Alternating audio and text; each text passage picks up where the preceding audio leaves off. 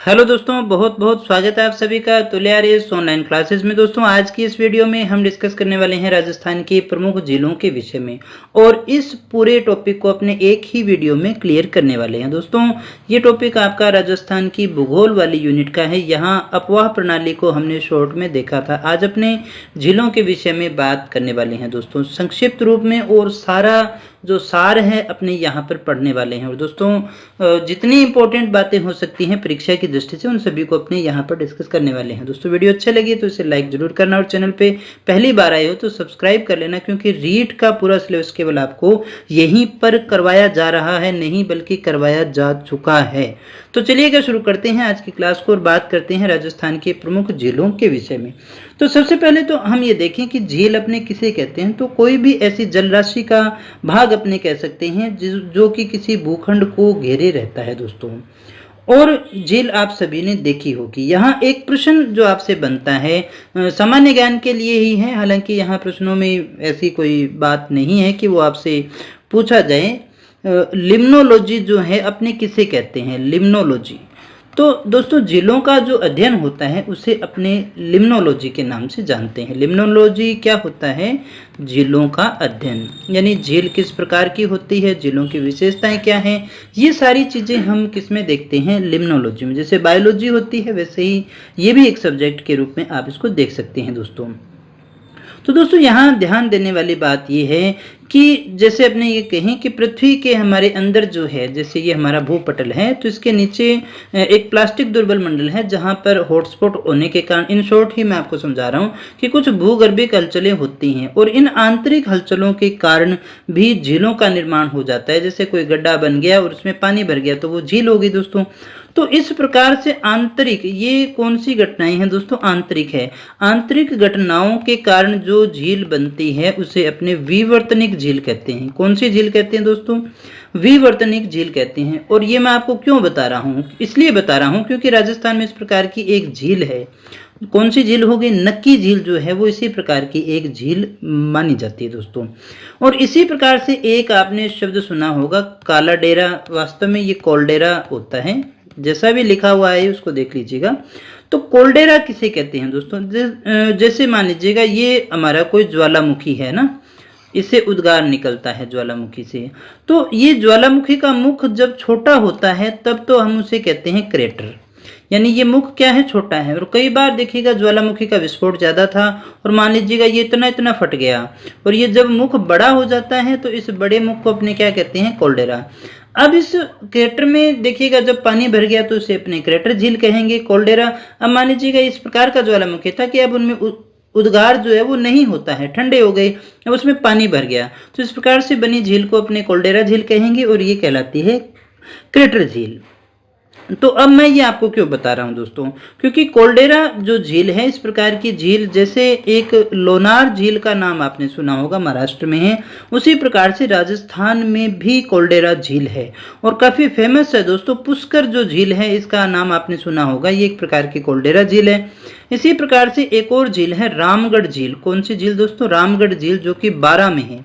ये दोनों झीलें जो हैं वो कोल्डेरा झीलों के नाम से जानी जाती है, कोल्डेरा की श्रेणी में आती है दोस्तों। उम्मीद करता हूँ ये बात आप अच्छे से समझ गए होंगे दोस्तों। वीडियो को अपने छोटा जरूर कर रहे हैं लेकिन हम कुछ छोड़ नहीं रहे हैं, ये भी बात आपको समझ लेनी चाहिए। अब हम देखें कि पानी की जो हमारी गुणवत्ता है उसके आधार पर हम झीलों को दो भागों में बांटते हैं। एक तो मीठे पानी की झीलें होती हैं और एक होती है खारे पानी की झीलें। तो पहले अपने अध्ययन करने जा रही हैं खारे पानी की झीलों को। खारे पानी की झीलें कौन सी हैं?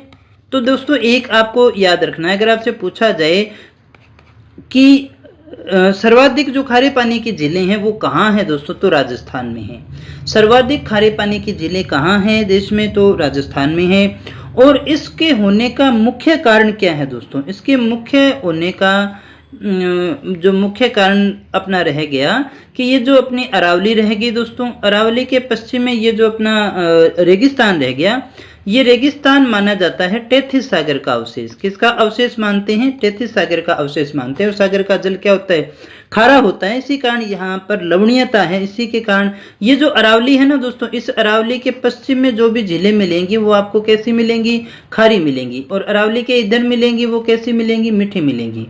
यहाँ वाली प्राकृतिक होंगी तो भी मीठी होंगी दोस्तों। यहाँ पर देखिएगा अरावली के इधर जो झीलें हैं जो नेचुरल बनी होंगी वो तो कैसी होंगी दोस्तों, खारी झीलें होंगी, क्योंकि कृत्रिम कोई खारी झील तो बनाएगा नहीं। इस बात को भी आप अच्छे से समझ लीजिएगा। दो प्रकार की झीलें हमें देखनी, एक प्राकृतिक झील और एक कृत्रिम झील। कृत्रिम झील जो किसी के द्वारा बनवाई गई है, तो जाहिर सी बात है बनवाएंगे हम कौन सी, मीठे पानी की झील ही बनवाएंगे ना, हम खारे पानी की झील क्यों बनवाएंगे भाई, है ना। खारे पानी की तो कोई काम आती नहीं। तो खारे पानी की जो झीलें हैं वो लगभग नेचुरली है, जो आपको इस साइड में मिलेगी। इधर खारे पानी की झीलें नहीं है दोस्तों। खारे पानी की झीलें कहाँ रह गई, इधर रह गई। जिसके रहने का मुख्य कारण अपने कौन सा मानते हैं, तैतीस सागर मानते हैं। और खारे वाली कौन सी है, प्राकृतिक झीलें भी हैं, नेचुरल भी हैं दोस्तों। और यहाँ भी अगर आपसे पूछा जाए राजस्थान में भी सबसे ज्यादा खारे पानी की झीलें कहाँ हैं, तो वो है नागौर और सीकर जिलों के अंदर। कहाँ रहेगी दोस्तों, नागौर और सीकर जिले के अंदर सबसे ज्यादा खारे पानी की झीलें होती हैं दोस्तों। और राजस्थान में जो खारे पानी की झीलें हैं उसमें NaCl जो है वो सबसे ज्यादा पाया जाता है, NaCl। और NaCl की मात्रा सर्वाधिक होती है दोस्तों, यानी कि सोडियम क्लोराइड की मात्रा ज्यादा है दोस्तों। और सोडियम क्लोराइड की मात्रा ज्यादा होने का कारण भी क्या है, उसको जानने के लिए हमें थोड़ा सा भारत के मानचित्र को देखना होगा दोस्तों, तभी हम उस चीज को समझ पाएंगे दोस्तों, है ना। ये इधर वाला साइड ही देख लेते हैं, क्योंकि अपने काम का तो यही रह गया। ये हमारा मान लीजिए कि राजस्थान रह जाता है दोस्तों। इधर कौन सा रह गया, अरब सागर। तो अरब सागर से हमारे क्या आता है, मानसून आता है दोस्तों। तो अरब सागर से जब मानसून की शाखा जो है वो राजस्थान में प्रवेश करती है और अरावली से इधर वर्षा करती है, तो ये अपने साथ में जब जल लेकर आती है तो साथ में लवण लेकर के भी आती है दोस्तों। और ये जो लवणीय जल है वो भारी कणों को यहाँ पर गिरा देती है, और इसी कारण से यहाँ की मिट्टी भी लवणीय हो गई है और यहाँ की झीलें भी क्या हो गई है, खारी हो गई है दोस्तों। अगर आपसे पूछे जाए कि राजस्थान की जो सारी झीलें हैं वो खारे पानी की झीलें कैसी हैं, तो ये वायु निर्मित झीलें हैं। राजस्थान की जो खारे पानी की झीलें हैं वो वायु निर्मित खारे पानी की झीलें मानी जाती है दोस्तों। और रेगिस्तानी जो क्षेत्र अपना रह गया, रेगिस्तान में अपने खारे पानी की झीलों को क्या कहते हैं दोस्तों, प्लाया कहते हैं। ये हमने राजस्थान के भौतिक प्रदेश पढ़े थे, तब भी हमने उनको देखा होगा दोस्तों। तो चलिएगा आप धीरे धीरे करके एक एक झील को अपने समझते हैं, कौन कौन सी उसकी मुख्य बातें हैं और कौन कौन सी चीजें हमें याद करनी है परीक्षा की दृष्टि से। तो यहाँ सबसे पहले जो झील के विषय में हम बात करने वाले हैं वो है हमारी खारे पानी की झीलों के विषय में तो अपने डिस्कस कर ली है। यहाँ एक बार फिर से समझ लीजिएगा, राज्य में अधिकांश खारे पानी की झीलें आंतरिक अपवाह के क्षेत्र में स्थित है, यानी आंतरिक अपवाह का क्षेत्र। हमने पिछले वीडियो के अंदर बात भी की थी दोस्तों, आंतरिक अपवाह का क्षेत्र कौन सा रह गया, ये वाला क्षेत्र रह गया, है ना। तो इधर ही हमारी खारे पानी की झीलें हैं वो ज्यादा हैं। यहाँ छोटी छोटी नदियां जो हैं वो इनमें गिर करके समाप्त हो जाती हैं। ये जो झीलें हैं उत्तरी पश्चिमी मरुस्थलीय भाग में पाई जाती है, क्योंकि ये तैतीस सागर का अवशेष है। सर्वाधिक खारे पानी की झीलें नागौर में है, फिर सीकर में है दोस्तों, ये अपने डिस्कस कर चुके हैं। सांबर, डीडवाना, पंचभद्रा जिलों पर राजस्थान का राज्य सरकार का प्रशासनिक अधिकार माना जाता है दोस्तों। तो यहाँ जो अपने बात करने वाले थे, सबसे पहले अपने सांबर झील को देख लेते हैं दोस्तों। तो सांबर झील क्या है दोस्तों, खारे पानी की सबसे बड़ी आंतरिक झील है दोस्तों। आंतरिक अपने किस लिए कहते हैं, एक तो समुद्र के किनारे बनी हुई झील हो गई, ये अंतरस्थलीय है इसलिए अपने इसको आंतरिक भी कहते हैं दोस्तों। तो यहाँ देखिए, अगर आपसे पूछा जाए कि भारत की सबसे बड़ी खारे पानी की झील कौन सी है दोस्तों, तो सबसे बड़ी तो रहेगी चिल्का। कौन सी झील रहेगी दोस्तों, चिल्का। तो चिल्का के बाद अगर खारे पानी की सबसे बड़ी प्राकृतिक झील आती है तो वो कौन सी रहेगी, आंतरिक झील तो यही है। लेकिन अगर आपसे पूछा जाए सांबर झील जो है चिल्का के बाद भारत की खारे पानी की सबसे बड़ी प्राकृतिक झील मानी जाती है दोस्तों। और ये इसको आप इस तरह से भी लिख सकते हैं, चिल्का के बाद सबसे बड़ी तो कौन सी है, चिल्का है, लेकिन वो आंतरिक नहीं है। यहाँ पर अगर अपने आंतरिक शब्द जोड़ दें तो फिर कौन सी हो जाएगी, भारत की सबसे बड़ी खारे पानी की झील यही हो जाती है दोस्तों। और ये नमक भी बनाती है, और इससे नमक बनाने का जो कार्य है वो मुगल काल में भी हुआ करता था। तो देख सकते हैं कितना बड़ा इंपॉर्टेंट स्थल है, क्योंकि ये एशिया का सबसे बड़ा अंतरस्थलीय नमक उत्पादन केंद्र भी माना जाता है। ये कहाँ है, तो दोस्तों सांबर झील जो है फुलेरा रेलवे स्टेशन के निकट जयपुर में स्थित है। कहाँ पर है दोस्तों, जयपुर में है। ये बात आपको अच्छे से याद रखनी है। अब यहाँ सांबर झील का जो तल है, नीचे से जो तल है वो प्री अरावली की चट्टानों से बना हुआ है। कौन सी चट्टानों से बना हुआ है दोस्तों? प्री अरावली की चट्टानों से बना हुआ है दोस्तों। तो यहाँ एक बड़ा ही अच्छा क्वेश्चन आपसे बनता है, अगर आपसे पूछा जाए कि राजस्थान का उच्चतम बिंदु कौन सा है, तो कौन सा हो जाएगा दोस्तों? गुरु शिखर हो जाएगा।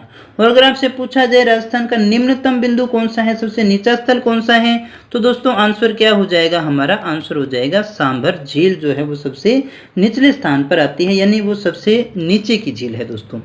अब इसमें देखिएगा कौन कौन सी नदियां अपना जल डालती है, तो मेंथा, रूपनगढ़, खारी और खंडेला। यहाँ वास्तव में 5 जो नदियां हैं ना वो इसमें अपना जल डालती हैं। ये इतनी सारी तो है ही हैं, इसके अलावा एक और है बांडी का नाला, ये भी अपना जो जल है वो इसके अंतर्गत डालती है दोस्तों। काफी इंपॉर्टेंट है। इसका अक्षांशीय और देशांतरीय विस्तार भी आपने किताबों में देखा होगा, लेकिन वो याद करने की आवश्यकता नहीं है दोस्तों। हाँ, नमक उत्पादन करती है और ये देश के कुल नमक का 8.7% उत्पादन करती है, इसलिए ये काफी ज्यादा इंपॉर्टेंट है। कितना करती है दोस्तों? 8.7% झील में देश के कुल नमक का उत्पादन यहाँ से होता है। इसके साथ में जो है 3 जिलों की सीमा लगती है। कौन कौन से हैं दोस्तों? ये क्वेश्चन आपसे पूछा जा सकता है। एक तो जयपुर है, एक हमारा नागौर है, एक हमारा रह गया अजमेर। ये 3 जिले हैं जिनकी सीमा जो है वो सांबर झील से मिलती है दोस्तों। सांबर झील की सीमा इनके साथ में लगती है दोस्तों। अगर आपसे पूछा जाए इसका आकार कैसा है दोस्तों, तो इस झील का आकार है आयताकार। काफी इंपॉर्टेंट झील है, इसीलिए मैं इतनी सारी बातें आपसे यहाँ से कर रहा हूँ दोस्तों। तो राजस्थान की सबसे बड़ी प्राकृतिक झील पूछे, खारे पानी की झील पूछे, तो हमारी यही आती है। और अगर हम बिजोलिया शिलालेख की बात करें तो इस झील का निर्माण किसने करवाया था दोस्तों? वासुदेव चौहान ने करवाया था, अगर इतिहास की माने तो। बाकी हम इसको क्या मानते हैं दोस्तों? प्राकृतिक मानते हैं और खारे पानी की झील मानते हैं। खारे पानी की प्राकृतिक ही हुआ करती है दोस्तों। तो यहाँ एक दो चीजें और हैं डिस्कस करने वाली। यहाँ हिंदुस्तान साल्ट लिमिटेड जो है उसकी सहायक कंपनी है सांबर साल्ट लिमिटेड, वो नमक का उत्पादन करती है दोस्तों। 1990 में इसे रामसर साइट एरिया के अंदर शामिल कर लिया गया था, तो ये हमें जानना जरूरी था। यहाँ पर क्यार पद्धति से नमक निकाला जाता है। कौन सी पद्धति से दोस्तों? क्यार पद्धति से नमक निकाला जाता है, नमक की क्यारियां बना करके। अब यहाँ एक दो चीजें और हैं, जैसे राजहंस है, इसको याद रखिएगा। राजहंस क्या है दोस्तों? राज्य पक्षी है। कहाँ का? गुजरात का। राजहंस गुजरात का राज्य पक्षी है। और एक पक्षी है कुरजा, ये दोनों यहाँ पर आते हैं दोस्तों, विचरण करने के लिए आते हैं। अब कुरजा तो जो है वो खिंचन गांव से आती है, ये आपको पता होगा खिंचन गांव कहाँ है, फलोदी जोधपुर में है, यहाँ से आती है दोस्तों। और राजहंस जो है जिसको फ्लेमिंगो भी अपने कहते हैं, विरह का प्रतीक कुरजा भी है, वो भी यहीं पर आता है। ये यहाँ पर विचरण करने के लिए आते हैं दोस्तों। तो दोस्तों ये थी हमारी सांभर झील। इसके बाद में अगली झील की बात अपने कर लेते हैं, पंचपदरा झील। पंचपदरा जो झील है वो कहाँ पर है? सबसे पहली बात ये बाड़मेर में है, याद रखना है आपको। काफी लंबी झील है, 25 किलोमीटर लंबी झील है। ये कितने लंबी झील है दोस्तों? 25 किलोमीटर लंबी झील है। अगर आपसे सांभर का पूछा जाए ना तो ये 500 वर्ग किलोमीटर में है। सांबर झील का क्षेत्रफल कितना रह गया? 500 वर्ग किलोमीटर के अंतर्गत आ जाती है। ये 25 किलोमीटर लंबी झील है दोस्तों, पंचभद्रा झील की जो अपने बात कर रहे हैं। और इसका जो निर्माण है लगभग 400 वर्ष पूर्व पंचा नामक भील ने दलदल को सुखा करके किया था। तो किसने बनाया था इसको? पंचा नामक झील ने बनाया था। और ये जो झील है ये एक प्रकार से वर्षा पर आश्रित नहीं है, इसके खुद के जल के स्रोत हैं जिसके कारण ये आती है। इसमें 98% सोडियम क्लोराइड पाया जाता है दोस्तों। कितना?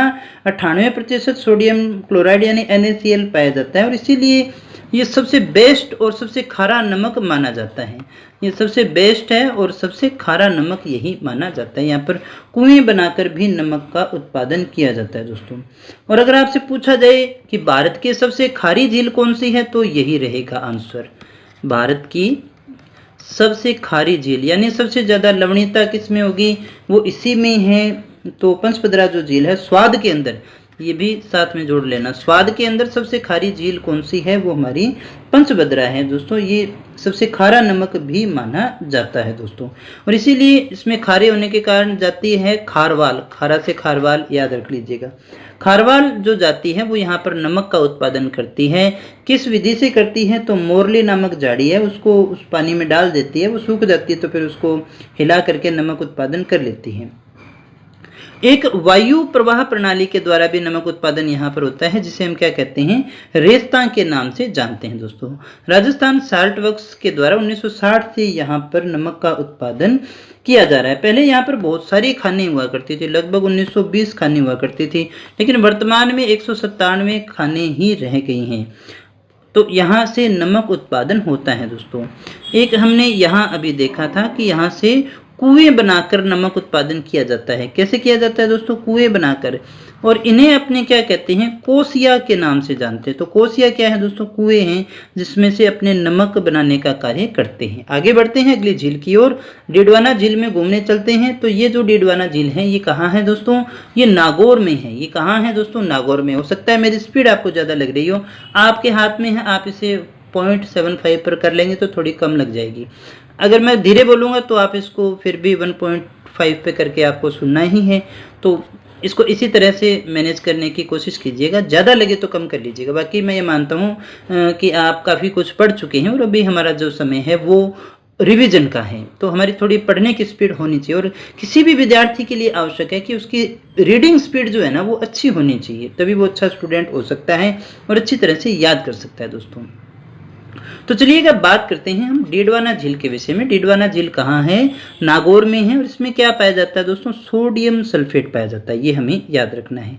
इसमें सोडियम क्लोराइड नहीं है, ये बात याद रखना, सोडियम क्लोराइड नहीं है बल्कि सोडियम सल्फेट यहाँ पर पाया जाता है दोस्तों। और इसी कारण से यहाँ का जो नमक है वो खाने योग्य नहीं माना जाता है, खाने योग्य नहीं है दोस्तों। यहाँ पर सोडियम सल्फेट संयंत्र भी लगाए गए हैं, लेकिन यहाँ से जो काम होता है वो दोस्तों कौन सा होता है, कागज निर्माण का कार्य यहाँ पर किया जाता है दोस्तों। 1960 में यहाँ पर एक स्टेट केमिकल वर्क्स की स्थापना की गई थी, राजस्थान स्टेट केमिकल वर्क्स की स्थापना की गई थी। और ये क्या है दोस्तों, ये एक प्रकार से उर्वरक कारखाना है। कौन सा कारखाना है दोस्तों, उर्वरक कारखाना है। यहाँ पर निजी संस्थाओं द्वारा नमक निकाला जाता है, जिसे अपने निजी संस्थाओं को हम क्या कहते हैं, देवल। ये क्वेश्चन बहुत बार पूछा जाता है दोस्तों और आता भी है दोस्तों। यहाँ कई बार लवणीय क्यारियां बनाई जाती है और उनसे भी नमक प्राप्त किया जाता है, जिसे अपने ब्राइन नमक के नाम से जानते हैं। कौन सा नमक कहते हैं दोस्तों, ब्राइन नमक। आगे बढ़ते हैं दोस्तों। इसके अलावा कुछ मुख्य जो खारे पानी की झीलें हैं, हमें केवल उनके नाम याद करने की आवश्यकता है। लूणकरणसर झील बीकानेर में है, कावो झील जैसलमेर में है, रेवासा झील सीकर में है, कोछोर झील सीकर में है दोस्तों। तो ये कुछ एक झीलें हैं जिनका नाम आपको याद रखना है। इसके अलावा एक दो और हैं, आप उनके भी नाम याद रख सकते हैं। जैसे नावा झील जो है वो नागौर में है। कहाँ पर है दोस्तों, नागौर। इसलिए क्योंकि ये सर्वश्रेष्ठ नमक का उत्पादन करती है दोस्तों। भारत सरकार का यहाँ पे संयंत्र भी लगा हुआ है। इसके अलावा बाब झील भी है। बाब झील कहाँ है दोस्तों, जोधपुर में है। कहाँ है, जोधपुर में है। इसके अलावा कुचामन झील कहाँ पर आती है दोस्तों, कुचामन झील आती है नागौर के अंदर। और पिथमपुरी, ये भी याद कर लेना, पिथमपुरी झील कहाँ है दोस्तों, ये सीकर में है। फिर एक आती है पोखरण, रण क्षेत्र, तो ये कहाँ है दोस्तों, ये जैसलमेर में है। पोखरण झील कहाँ है, जैसलमेर में है। रेवासा को अपने पढ़ ही चुके हैं। डेगाना एक और याद रख लीजिएगा, टंगस्टन वाला डेगाना झील कहाँ है दोस्तों, नागौर में है। ये याद रख लेना दोस्तों। तो इतनी झीलें थी जो हमें मुख्यतः याद करनी है। इसके बाद में दोस्तों आगे बढ़ते हैं हम और आते हैं मीठे पानी की झीलें। तो मीठे पानी की झीलों में सबसे ज़्यादा इंपॉर्टेंट हमारा शहर रह गया उदयपुर। उदयपुर को अपने क्या कहते हैं, झीलों की नगरी, क्योंकि मीठे पानी की सबसे ज़्यादा झीलें यही हैं, इसलिए अपने इसको लेक सिटी भी कहते हैं, झीलों की नगरी भी कहते हैं दोस्तों। तो बात करते हैं सबसे पहली झील की, जो है हमारी जयसमंद झील या फिर ढेबर झील। तो यहाँ सबसे पहला क्वेश्चन तो अपना यही बन जाता है कि हम इसे ढेबर क्यों कहते हैं दोस्तों। तो ढेबर जो है ये देखिएगा गोमती नदी पर बांध बना करके इसको बनाया गया है और गोमती जो है वो ढेबर दर्रे से आती है, तो इस कारण इस झील को हम क्या कहते हैं, ढेबर दर्रे के नाम से भी जानते हैं। ये कृत्रिम झील है ना दोस्तों, कृत्रिम झील है, बनाई गई है दोस्तों, कृत्रिम झील है। ये उदयपुर में स्थित है और ये राजस्थान की सबसे बड़ी मीठे पानी की झील है, नंबर 1 बात। और भारत की कौन सी है, भारत की दूसरी है। तो पहली कौन सी है, गोविंदगढ़ वाली है, सॉरी गोविंद सागर झील है जो हिमाचल प्रदेश में है ना। भारत की सबसे बड़ी कृत्रिम झील कौन सी है, गोविंद सागर है। दूसरी कौन सी हमारी जैसमंद झील है और ये अंतः प्रवाह की झील है दोस्तों। इसका निर्माण किसने करवाया था, इसका निर्माण महाराजा जयसिंह ने करवाया था। 1685 से 91 के अंदर ये कार्य करवाया गया था। गोमती नदी पर बांध बनाकर इसको बनवाया गया था दोस्तों। इसमें गोमती के अलावा 2 और नदियां भी हैं जो अपना जल डालती हैं, जिसमें एक तो नाम आता है जावरी और एक आती है बागर। जावरी और बागर जो नदियां हैं वो भी यहाँ पर जल डालती हैं दोस्तों। तो ये हमें थोड़ा सा याद रखना है। इसमें कुछ और इम्पोर्टेंट है, तो यहाँ पर 7 टापू हैं दोस्तों। कितने टापू बने हैं इसमें, 7, जिस पर भील और मीणा जनजाति के लोग रहते हैं। और इन टापू में से सबसे बड़ा जो टापू है उसे बाबा का भांगड़ा कहते हैं और सबसे छोटे टापू को अपने क्या कहते हैं, प्यारी के नाम से जानते हैं दोस्तों। अब इसमें से सिंचाई के लिए 1950 के अंदर 2 नहरें भी निकाली गई थी। उन नहरों का नाम क्या था दोस्तों, एक तो है श्यामपुरा, एक बटा नहर है।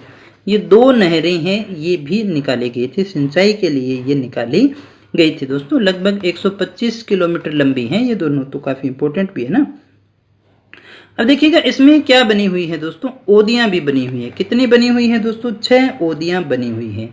अब ओदियां होती क्या हैं, ओदियां असल में अवलोकन स्तंभ होता है दोस्तों ना, अवलोकन स्तंभ। आप ऐसा कह सकते हैं कि रियासत काल में ये बनाया गया था। झरोखे होते थे जहां से हम हिंसक पशुओं को देख सकते हैं, जैसे शेर वगैरह हैं, उनको देखा जा सके। उनको देखने के लिए यहाँ से बनाया गया था। और इस झील के किनारे एक कटा फटा पठार भी है दोस्तों, जिसे अपने लासड़िया के पठार के नाम से जानते हैं। लासड़िया का पठार यहीं पर है दोस्तों। आगे बढ़ते हैं, आगे बढ़ते हुए अगली झील के विषय में बात करते हैं दोस्तों। तो अगली जो हमारी झील है उसका नाम है पिछोला झील। कौन सी झील आती है दोस्तों, पिछोला झील। अब पिछोला झील कहाँ है दोस्तों, उदयपुर में ही है। इस झील का निर्माण राणा लाखा के समय एक बंजारे ने करवाया था और इस बंजारे का नाम क्या था दोस्तों, इस बंजारे का नाम था पिच्छू। तो पिच्छू नामक एक चिड़ीमार बंजारा था जिसने अपने बैल की याद में बनाया था। अब कितना प्रेम रहा होगा बैल से ना, किसी ने ताजमहल बनाया तो इसने झील बनवा दी है ना, और वो भी किसकी याद में, बैल की याद में। तो बेचारी पत्नी की जगह देखो बैल आ गया ना, बैल की स्मृति में इसने निर्माण करवाया था दोस्तों। महाराणा सांगा ने इसका जीर्णोद्धार करवाने का कार्य किया था दोस्तों। और ये उदयपुर की अपने ऐसा कह सकते हैं सबसे पुरानी झील भी है और सबसे सुंदर झील भी है दोस्तों। सबसे पुरानी और सबसे सुंदर झील भी है। अब हम ये देखें भी, हम इसे पिछोला झील क्यों कहते हैं, ये भी एक अच्छा प्रश्न है। पिछोला झील क्यों कहते हैं दोस्तों, पिछोला झील हम इसलिए कहते हैं क्योंकि ये राजमहल के पीछे बनी हुई है। राजमहल के पीछे होने के कारण इसका नाम पड़ गया पिछोला झील दोस्तों। अब ये क्वेश्चन पूछा जाए कि इसमें जलापूर्ति कहाँ से होती है, तो नदियों से ही होती है। वो कौन सी नदियां हैं दोस्तों, 2 नदियां हैं, एक तो है सिसारमा नदी और दूसरी है बुजड़ा नदी। इन 2 नदियों से जो है इसमें जलापूर्ति की जाती है दोस्तों। तो ये भी आपको याद रखना चाहिए। यहाँ पर एक जो है निवास बनाया गया है, महल है, जगत सिंह प्रथम ने जगनिवास महल बनवाया था दोस्तों। तो ये भी यहाँ पर आपको याद रखना चाहिए। जगमंदिर का निर्माण जगत सिंह ने करवाया और जगनिवास का निर्माण जगत सिंह द्वितीय के द्वारा करवाया गया था दोस्तों। और ऐसा माना जाता है कि ये जो जगमंदिर है ना, इसी की प्रेरणा से शाहजहां ने मुमताज की याद में ताजमहल बनवाया था दोस्तों। तो इसकी झलक भी उसके अंदर आपको देखने को मिलती है, तो इसलिए ये भी हमारे लिए इम्पोर्टेंट हो जाता है। इसमें बिजारी नामक स्थान पर नटनी का चबूतरा भी बना हुआ है दोस्तों। क्या बना हुआ है, नटनी, गल की नटनी जो है ना, गल की नटनी की याद में इसमें एक चबूतरा बना हुआ है दोस्तों। और इसी झील में जिसकी पहली सौर ऊर्जा वाली नाव भी चलाई गई थी, तो इसलिए ये भी जाना जाता है। अगली झील के विषय में बात करें तो वो है हमारी फतेह सागर झील। फतेह सागर झील काफी इंपॉर्टेंट है। ये उदयपुर में देवाली गांव के निकट है। कौन से गांव के निकट है दोस्तों, देवाली गांव के निकट है। और देवाली गांव में स्थित होने के कारण हम इसे देवाली तालाब के नाम से भी जानते हैं। अगर आपसे पूछा जाए देवाली तालाब किसे कहते हैं तो फतेह सागर झील का ही नाम आता है देवाली तालाब। अब देखिएगा इसकी नींव किसने रखी थी, तो इसकी नींव 1678 में ड्यूक ऑफ कनॉट ने रखी थी। कनॉट ने रखी थी इसलिए अपने इसको कनॉट बांध के नाम से भी जानते हैं, कनॉट बांध के नाम से भी जानते हैं। बाद में इसका जो निर्माण है महाराजा जय सिंह ने भी 1688 में पुनर्निर्माण करवाया था दोस्तों। फतेह सिंह ने इसका पुनर्निर्माण करवाया, फतेह सिंह ने इसका पुनर्निर्माण करवाया, इसलिए हम इसे क्या कहते हैं, फतेह सागर झील के नाम से भी जानते हैं। किस नाम से जानते हैं, फतेह सागर के नाम से भी जानते हैं दोस्तों। तो इसे फतेह सागर भी कहते हैं और इसे देवाली तालाब भी कहते हैं और इसे ही अपने कनॉट बांध भी कहते हैं। इसके नीचे ही देखिएगा सहेलियों की बाड़ी जो है ना वो इसके पास में ही बना हुआ है। और सबसे इम्पोर्टेंट SIERT, ये नाम आपने अपनी बोर्ड की किताबों में देखा होगा ना, वो भी यहीं इसके पास में बना हुआ है। जब आपका सिलेक्शन हो और कभी आप ट्रेनिंग पे जाएंगे तो टीचर्स की ट्रेनिंग होती है, वहाँ पर आपको देखने को मिल जाएगा दोस्तों। तो ये याद रखना है। ये जो झील है वो उदयपुर को पेयजल की आपूर्ति करती है। कौन से को पेयजल की आपूर्ति कहाँ करती है, उदयपुर को ही करती है। बहुत ही सुंदर झील है दोस्तों, कभी उदयपुर जाओ तो इसको जरूर देख के आना। इस झील में नेहरू आइलैंड भी स्थित है। इस झील के किनारे भारत की सबसे बड़ी सौर दूरबीन बनाई गई है दोस्तों। कौन सी दूरबीन लगाई गई है, सौर दूरबीन लगाई गई है। इसका निर्माण बेल्जियम में हुआ था इसका, है ना, और ये फ्रांस और बेल्जियम के सहयोग से स्थापित की गई। इसका वास्तविक नाम क्या है, मास्ट है। इसका नाम क्या है दोस्तों, मास्ट नाम इसका रखा गया है। आगे चलते हैं अपने उदय सागर झील। उदय सागर झील कहाँ है, उदयपुर में। किसने बनवाया, उदय सिंह ने बनवाया। किस नदी को रोक करके, बेडच नदी को रोक करके उदयपुर में इसका निर्माण करवाया गया था दोस्तों। तो ये आपको याद रखना है। उदय सिंह ने कौन सी नदी को रोका, वास्तव में तो इसने रोका था आयड़ नदी को। कौन सी नदी को रोका, आयड़ नदी को रोका, और इसमें एक बांध बनवाया। और आयड़ नदी इसमें गिरती है और गिरने के बाद में इसमें जो जल ज़्यादा हो जाता है तो फिर वो आगे ओवरफ्लो होकर के निकल लेता है। तो उसको अपने किस नदी के नाम से जानते हैं, बेडच नदी के नाम से जानते हैं दोस्तों, है ना। तो इसी का ओवरफ्लो है जो बेडच नदी के नाम से जाना जाता है दोस्तों। इसके बाद में अगली जो हमारी आती है वो है स्वरूप सागर। स्वरूप सागर 1897 में महाराणा स्वरूप सिंह ने इसका निर्माण करवाया था। ये वास्तव में क्या है, एक तंग झील है जो फतेह सागर और पिछोला को जोड़ने का काम करती है दोस्तों। यहाँ आगे बढ़ते हैं, राजसमंद झील की बात करते हैं। ये काफी इंपॉर्टेंट है। इसका निर्माण राजसमंद में करवाया और महाराणा राज सिंह के द्वारा करवाया गया था। अकाल राहत कार्य के दौरान इनके द्वारा ये करवाया गया था। कांकरोली जो रेलवे स्टेशन है उसके पास में ही है। इसमें कौन सी नदी का पानी आकर के गिरता है, तो गोमती नदी जो है इसमें अपना पानी डालती है दोस्तों। ये थोड़ा सा आपको याद रखना है। यहाँ इसका उत्तरी भाग जो है वो क्या कहलाता है, नौचुकी कहलाता है, जहाँ पर 25 शिलालेखों पर एक संस्कृत भाषा में लेख लिखा गया है जिसे अपने राज प्रशस्ति के नाम से जानते हैं। किस नाम से जानते हैं दोस्तों, राज प्रशस्ति के नाम से जानते हैं। और ये राज प्रशस्ति किसके द्वारा लिखी गई थी, रणछोड़ भट्ट के द्वारा संस्कृत में लिखी गई थी। मेवाड़ का इतिहास है दोस्तों, ये मेवाड़ का इतिहास है। लगभग 1917 के आसपास रहे होंगे, इतने श्लोक इसके ऊपर लिखे गए हैं दोस्तों। ये यहाँ 9 सीढ़ियाँ है ना, इसलिए अपने इसको 9 चौकी कहते हैं। कितनी सीढ़ियाँ, 9 के कारण हम इसको 9 चौकी कहते हैं दोस्तों। यहाँ पर 2 माता भी हैं, एक माता भी हैं, घेवर माता का मंदिर भी है। बिना पति के जो हैं सती होने वाली ये माता है जो घेवर माता है दोस्तों। इसके अलावा द्वारकाधीश वल्लभ संप्रदाय के प्रधान पीठ है जिसका मंदिर भी यहाँ पर बना हुआ है दोस्तों। तो ये कुछ एक जानकारियाँ थी जो हमें याद रखनी है दोस्तों। तो जो है इसका प्रारंभ घेवर बाई के द्वारा करवाया गया था जो घेवर माता के नाम से प्रसिद्ध हो गई थी दोस्तों। ये भी राज्य की दूसरी कृत्रिम झील मानी जाती है जो सबसे बड़ी थी और ऐसा कहा जाता है इसको बनाने में 60,000 लोगों ने काम किया था। अब आप देख सकते हैं कितने लोगों को रोजगार मिला होगा, है ना। फिर अपने बात करते हैं नंद समंद झील की। ये राजसमंद में है, इसको राजसमंद की जीवन रेखा कहते हैं। आना सागर झील काफी इंपॉर्टेंट है।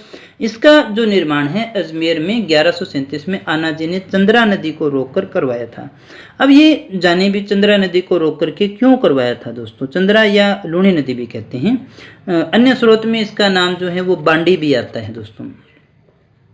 तो यहाँ ऐसा माना जाता है कि अर्णोराज जो थे, अनाजी यानी अर्णोराज जो थे, तो तारागढ़ जो दुर्ग बना हुआ है, कौन सा दुर्ग, तारागढ़ जो दुर्ग बना हुआ है, तो इस तारागढ़ दुर्ग के पास में मैदान के अंदर ये कहा जाता है तुर्की सेना का बहुत ही भयंकर नरसंहार इनके द्वारा किया गया, जिससे तुर्कों के रक्त और मांस के लोथड़े वहां पर पड़े रहे और बहुत ही ज्यादा गंदगी और बदबू फैल गई और इससे बीमारियां फैलने लगी। तो इस बीमारी को दूर करने के लिए इन्होंने क्या किया, एक प्लान बनाया और इस प्लान के तहत ही चंद्रा जो नदी है उसको मैदान की ओर मोड़ दिया गया, जिससे सारी गंदगी साफ हो गई। और ये कहा जाता है उसने स्थानीय जनता के सहयोग से इसके चारों ओर एक दीवार बनवा दी दोस्तों। एक दीवार बनवाने के कारण इसमें जल भर गया और इसे अपने आना सागर झील के नाम से जानते हैं। एक बांडी नदी का जल भी यहाँ पर गिरता है दोस्तों। और इससे जहांगीर इतना ज्यादा प्रभावित हुआ इस स्थान से कि उसने इसके पास में दौलत बाग का निर्माण करवाया, जिसे अभी सुभाष उद्यान के नाम से जानते हैं दोस्तों। और इसी दौलत बाग या सुभाष उद्यान के अंदर ही जो टॉमस रो थे अंग्रेजों के राजदूत, और उनके साथ में जो वो वार्ता हुई थी दोस्तों, टॉमस रो के साथ ही जहांगीर ने वार्ता की थी दोस्तों। और यहीं पर नूरजहां की मां जो थी अस्मत बेगम ने गुलाब के इत्र का आविष्कार भी यहीं पर किया था दोस्तों। तो आप देख सकते हैं कितनी ज्यादा इंपॉर्टेंट ये हमारी झील है दोस्तों। इसके अलावा एक और झील आती है जो हमारी इंपॉर्टेंट है, फोय सागर झील। इसका निर्माण भी अजमेर में अकाल राहत कार्यों के दौरान किया गया था। 1891-92 में बांडी नदी पर बांध बनाकर इंजीनियर फोय के निर्देशन में किया गया था। इसलिए अपने इसको फोय सागर झील भी कहते हैं। उस समय इसके ऊपर जो खर्चा लगा था वो था 2,69,000 रुपये। ये याद नहीं करना है दोस्तों, वैसे ही बता रहा हूँ सामान्य ज्ञान के लिए, ताकि आप इसके महत्व को समझ पाए दोस्तों। इसके अलावा दोस्तों कोलायत झील भी है। कोलायत झील कहाँ है? कोलायत झील बीकानेर में है। इसे शुष्क मरुस्थल का सुंदर उद्यान भी कहा जाता है। यहाँ सांख्य दर्शन के प्रणेता कपिल मुनि का आश्रम। अगर आपसे पूछा जाए कपिल मुनि का मंदिर कहाँ है, तो वो कोलायत झील के किनारे है दोस्तों। किनारे इसी झील के पास में है। यहाँ पर कार्तिक पूर्णिमा को मेला भरता है। कब मेला भरता है दोस्तों? कार्तिक पूर्णिमा को मेला भरता है। और यहाँ पर दीप दान भी होता है। कौन सा दान होता है दोस्तों? दीप दान यहाँ पर किया जाता है दोस्तों। यहाँ एक परंपरा है कि चारण जाति के लोग जो हैं वो यहाँ पर नहीं जाते हैं दोस्तों। तो ये भी एक तथ्य है। इसके बाद में दोस्तों कायलाना झील की बात करें। ये जोधपुर में स्थित एक प्राकृतिक झील है जो जोधपुर शहर को पेयजल की आपूर्ति करती है दोस्तों। जोधपुर की सबसे बड़ी प्राकृतिक झील भी मानी जाती है दोस्तों। इसके अलावा दोस्तों अगली हमारी झील है, काफी इंपॉर्टेंट झील है, पुष्कर झील। पुष्कर झील की अपनी बात कर लेते हैं। तो पुष्कर झील एक तो अर्धचंद्राकार है, ये याद रखना, कई बार पूछता है कैसा आकार है इसका, अर्धचंद्राकार। पुष्कर अजमेर में है। ये सबसे बड़ी मीठे पानी की प्राकृतिक झील मानी जाती है। और ये कोल्डेरा झील है जिसके विषय में अपनी चर्चा कर चुके हैं। राज्य की सबसे पवित्र और प्रदूषित झील भी कौन सी है? यही है, सबसे पवित्र भी है और प्रदूषित भी है। कालिदास ने अभिज्ञान शाकुंतलम और वेद व्यास ने महाभारत की रचना इसी के किनारे की थी। तो आप सोच सकते हो कितना ज्यादा ये इंपॉर्टेंट झील हमारे लिए हो सकती है दोस्तों। तो यहाँ पर देखिएगा, इसे तीर्थों का मामा भी कहते हैं। क्या कहते हैं दोस्तों? तीर्थों का मामा भी इसे कहते हैं। इसकी सफाई की जा रही है, कनाडा का सहयोग है। इसके किनारे 52 घाट हैं। घाट किसे कहते हैं? जहां पर पेड़ियां होती है ना, जहां पर बैठ करके नहाते हैं। 1805 में मराठों ने गो घाट का और 1911 में मेरी क्वीन ने जनाना घाट का निर्माण करवाया था। ये क्वेश्चन आरपीएस ने कई बार पूछ रखा है दोस्तों। यहाँ पर कार्तिक पूर्णिमा को मेला लगता है, दीपदान भरता है दोस्तों। तो दोस्तों एक याद रखिएगा, जहां भी झील होगी कार्तिक पूर्णिमा को दीपदान होता ही है। ये कोई अलग से याद करने की चीज नहीं है दोस्तों। यहाँ रंगनाथ, ब्रह्मा और सावित्री माता के मंदिर बने हुए हैं दोस्तों। तो ये कुछ एक फैक्ट थे जो हमें पुष्कर झील के विषय में याद करने थे। पवित्र झील मानते हैं, काफी इंपॉर्टेंट है। फिर आती है हमारी नक्की झील, जिसके बारे में ये कहा जाता है कि देवताओं के द्वारा नाखूनों से खोद करके इसे बनाया गया था दोस्तों, नाखूनों से खोद करके। और वैसे हमने शुरू में ये बात की थी इसके विषय में। ये कौन सी झील है? विवर्तनिक झील में आती है दोस्तों। कौन सी झील में? विवर्तनिक झील के अंदर आती है नक्की झील हमारी। कोल्डेरा नहीं कहेंगे अपने इसको, क्या कहेंगे? विवर्तनिक झील, क्रेटर झील का उदाहरण ये माना जाता है दोस्तों। यह राज्य की सबसे ऊंचाई पर स्थित एकमात्र जमने वाली सबसे गहरी झील है। यहाँ ग्रासीय जनजाति के लोग आते हैं और अस्थियां प्रवाहित करने का कार्य करते हैं। यहाँ पर 2 पत्थर हैं जो टोड की तरह और नन की तरह दिखाई देते हैं। तो ये टोडरोक और ननरोक कहाँ हैं? यहीं पर बनी हुई हैं। देवताओं ने नाखूनों से खोद के बनाया, ऐसा भी कहा जाता है दोस्तों। तो जैसा भी हो, क्वेश्चन पे हमें फोकस रखना है, जैसा भी आए वो आपको याद रखना है। यहाँ हाथी गुफा भी है और एक रघुनाथ जी का मंदिर भी है दोस्तों। अन्य मुख्य झीलों की बात करें तो सिलीसेट झील है, जिसे हम राजस्थान का नंदन कानन भी कहते हैं। नंदन कानन काफी सुंदर है इसलिए कहते हैं दोस्तों। और हमारी मुख्य झील है गैप सागर डूंगरपुर में, कनक सागर जो है वो बूंदी में है, नवलखा बूंदी में है, गजनेर बीकानेर में है दोस्तों, सावन भादो अचलगढ़ सिरोही में है, चोपड़ा झील जो है वो है कहाँ है? वो पाली में है दोस्तों, तालाबशाही धौलपुर में है। इनके अलावा दोस्तों एक और अपने झील को याद रखना है, रामगढ़ झील। तो रामगढ़ झील कहाँ है दोस्तों? बारां में है। और ये माना जाता है कि इसका जो निर्माण हुआ था वो उल्का पिंड के गिरने से हुआ था। किस कारण से हुआ था? उल्का पिंड से बनी हुई झील कौन सी है? रामगढ़ झील है दोस्तों। गजनेर अभी हमने यहाँ देखा भी था, इसके किनारे जो है गजनेर अभ्यारण्य भी है। इसके अलावा एक और आप देख सकते हैं तालाबे शाही, ये भी आपको याद करनी चाहिए, है ना। एक बिसलपुर झील भी है दोस्तों, बिसलपुर झील भी है दोस्तों, बिसल देव ने जिसका निर्माण करवाया था। गैप सागर को आपको विशेषता याद रखना है। तो ये कुछ एक मुख्य झीलें थी जिनको आपको याद रखना है दोस्तों। तो दोस्तों उम्मीद करता हूँ सारी बातें आपको अच्छे से समझ में आ गई होगी दोस्तों। अगर आपको वीडियो अच्छा लगा हो तो इसे लाइक जरूर करिएगा। इन सभी की PDF आपको हमारे टेलीग्राम चैनल पर मिल जाएगी दोस्तों। तो दोस्तों सच में आपने कुछ सीखा हो तो लाइक जरूर करिएगा, दोस्तों को बताइएगा जरूर कि हमने यहाँ से पढ़ा और हमें अच्छा लगा, क्योंकि रीट का पूरा सिलेबस आपको केवल यहीं पर करवाया जा रहा है दोस्तों। तो दोस्तों अगर आप हमारे एंड्रॉयड ऐप को डाउनलोड करना चाहते हैं तो कर सकते हैं। वहाँ पर आपको खूब सारे टेस्ट जो हैं फ्री ऑफ कॉस्ट मिल रहे हैं। रीट के लिए स्पेशली बिल्कुल फ्री ऑफ कॉस्ट इसको रखा गया है। तो तुल्य आर्यस के नाम से है, प्ले स्टोर पर आपको मिल जाएगा। अगर नहीं मिले तो डिस्क्रिप्शन में आपको लिंक दिया गया है, वहाँ से डाउनलोड करके आप टेस्ट दे सकते हैं दोस्तों। तो दोस्तों फिर मिलते हैं एक नई क्लास में कुछ और नई जानकारी के साथ। तब तक बने रहिए हमारे साथ। Thank you very much.